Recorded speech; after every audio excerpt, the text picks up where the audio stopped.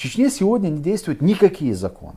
Ни российские, ни шариатские, ни чеченские адаты. Вообще это место абсолютного беззакония, где действует только слово «Рамзан сказал», «Рамзан захотел», «Рамзан сделал».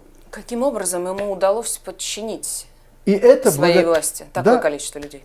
Абсолютно благодаря Путину и вот той силовой составляющей, которая стоит за Кадыровым. В лице не чеченцев, а вот тех 150 тысяч, которые находятся непосредственно и в Чечне, и вокруг Чечни. И я вас уверяю, один день, как только в Москве произойдет перестановка, да, как только сделают ставку на другого человека, с Кадыровым расправятся именно те, которые сегодня якобы его защищают. Именно они в первую очередь с ним расправятся. 150 тысяч человек – это его личная гвардия? Это те, кого называют эскадроны смерти? Или... Нет.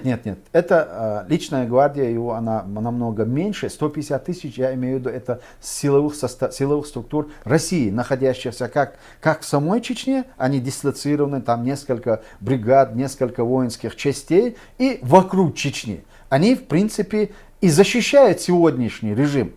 Сегодняшний. Я веду речь не о лично они охраняют путь Рамзана Кадырова. Они стоят на страже существующего оккупационного режима. А во главе этого режима, нравится он российским генералам, не нравится, Путин поставил именно Рамзана Кадырова. И они вынуждены его терпеть. И они тоже, как и чеченцы, ждут своего часа, чтобы расправиться с этим человеком. И поэтому никакая личная гвардия и никакие личные гвардейцы, кадыровские полки и другие, его не защитят в случае смены режима или в случае изменения политической конъюнктуры на Северном Кавказе. То есть, как только Путин по каким-то причинам теряет власть, мы не можем сейчас прогнозировать, по каким. Но если это происходит, то в тот же день, условно говоря, 150 тысяч российских военных оттуда уходят, и Кадыров остается один на один со всеми своими противниками, которых он нажил много, я подозреваю. Да, я думаю, даже они не уходят так сразу. Это должен быть какой-то процесс, должны быть какие-то достигнуты договоренности. Сегодня Россия просто так взять и уйти не может, потому что столько наворочено. Да? Если бы вот эти 30 лет со дня восстановления чеченской государственности нам дали бы развиться, конечно, сегодня необходимости ни в России, ни в каких-то других международных институтах для сохранения стабильности на Кавказе не было бы. Чечня была бы в состоянии самостоятельно контролировать этот регион и гарантировать безопасность и стабильность. Сегодня, чего мы не можем сказать, сегодня нужны будут определенные силы. Я не знаю, это будет совместный миротворческий контингент, который будет находиться на Кавказе, или будет какой-то создан международный протекторат на определенное время, который будет гарантировать как хозяйственную составляющую часть решения социальных проблем, так и в плане безопасности и стабильности этого региона. Это долгий будет процесс, это сразу не закончится. Но относительно касаясь темы и судьбы вот того фигуранта, о котором мы с вами говорим, да, безусловно, это может произойти и даже до того, как Путин уйдет с политики или потеряет власть. Потому что на него оказывается очень жесткое давление в связи с его ставленником на Кавказе. Очень много влиятельных и сильных политических деятелей, которые требуют от Путина принести в жертву Рамзана Кадырова. Кто, например? Например, Бортников, директор ФСБ, личный враг Рамзана Кадырова.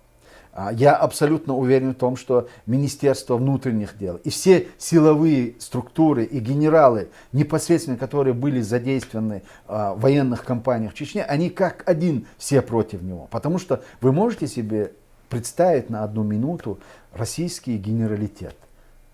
Люди, которые заканчивают академии, люди, которые служат во имя, в рядах российской армии. И есть даже династии, которые из поколения в поколение находятся на службе. И сегодня Путин вот этих генералов и этих людей сделал подотчетными бандиту Рамзану Кадырову, которого они преследовали в свое время, чтобы уничтожить. отпрыск того человека, который в свое время призывал убивать русских по 150 человек. Естественно, память этих людей и память обывателя российского, она очень сильная, и они помнят все, они знают, кто он такой. И поэтому давление со стороны этих людей очень сильное на Кадырова, на Путина, с тем, что... И если сейчас Путин будет переизбран, я не могу гарантировать, или я не уверен в том, что Путин также будет держаться за Рамзана Кадырова. И те процессы, которые пошли в Дагестане, я это увязываю, это как бы прелюдия тому, что если даже он остается у власти, он должен кого-то принести в жертву. И Давайте поясним, что в Дагестане сейчас последние 2 недели происходят аресты, да? Вот. Да, чиновников, да. Это как бы они оформили название, они назвали это борьба с коррупцией. В Чечне, вернее, в Дагестан направили генерала Васильева, да, и он с первых дней как бы заявил о том, что его задача это сделать жизнь дагестанского народа лучше, и, естественно, она улучшится только после того, как они проведут бесстрашную войну против коррупции и коррупционеров. И вот на этом фоне мы сегодня видим там чиновники высочайшего ранга, люди, которые вчера казались бы, как их называют, неприкасаемыми, да, неприкасаемые были вчера, а сегодня они просто как обыкновенные уголовники сидят за решеткой. И это, мне кажется, очень мощный показатель того, что... И эта ситуация, конечно, то, что происходит в Дагестане, зачистка чиновников под предлогом борьбы с коррупционерами, очень сильно насторожило сегодня и Рамзана Кадырова. Потому что... А кто больше зависит от кого? Путин от Кадырова или Кадыров от Путина?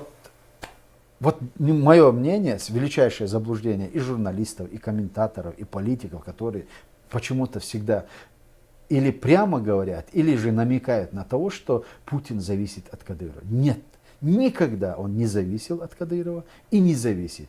И я вас уверяю, вот просто один телефонный звонок, вот все выходки Рамзана, которые мы наблюдаем, да, через каждые 3 месяца он попадает в какую-то скандальную ситуацию. Или он сам создает эту ситуацию. И все наблюдают за ним и говорят: о, что делает Кадыров, ох, какой он бравый, какой он бесконтрольный, какой он там неуправляемый. Это неправда. Он абсолютно управляемый.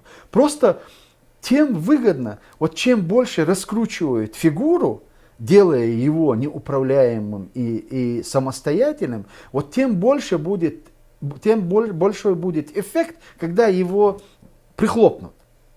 Понимаете, вот расчет именно на это. И я поэтому абсолютно уверен в том, что это дутая фигура, потому что, зная менталитет, чеченский менталитет чеченцев, и который вокруг него находится, и зная взаимоотношения России и Чечни, в России очень четко понимает одну вещь.